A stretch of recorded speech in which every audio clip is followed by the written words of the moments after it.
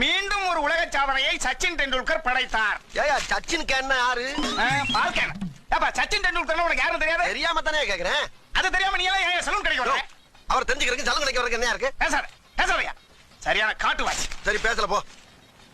சுனாமியால் பாதிக்கப்பட்ட பகுதிகளை bill Clinton சுற்றி பார்த்தார். ஏயா கிளின்டனாவது யாரு தெரியுமா உனக்கு? கிளின்டனா யாரு? கிளிச்சோச்சம் பாக்குறவரா? கிளிச்சோச்சம் பாக்குறாரா? கிளின்டன் யா? யோ அவருக்கு எனக்கு பழக்கமே கிடையாதுயா. பழக்கம் இல்லையா?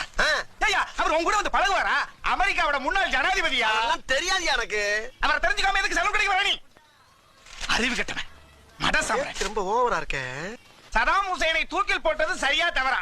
ஏண்டா ஹுசைன் யாருன்னு உனக்கு தெரியுமா? தெரியுமே, அந்த கறிக்கடை ஜாகிர் ஹுசைன் தானே? கறிக்கடை ஹுசைனா? ஏண்டா ஈராக்கோட முன்னாள் அதிபர்ரா? தெரியாதியா? அதுக்கு ஏன் கொதிக்கிற? அது தெரியாம ஏண்டா நீ சலூன் கடைக்கு வர? யாரா அவன்? ஏய் எந்திரி முதல்ல. என்னடா?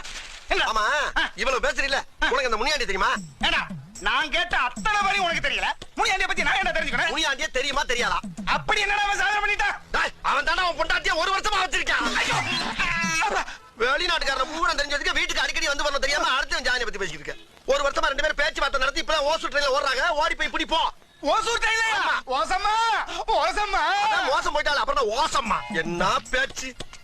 ஏன்னு அவன் பொண்டாட்டி முனியாண்டி தான் வச்சிருந்தான்னு உங்களுக்கு எப்படி தெரியும்? உன் பொண்டாட்டி வச்சிருக்க ஆரம்பம் தான் சொன்னா. அப்ப ஏன் பொண்டாட்டி?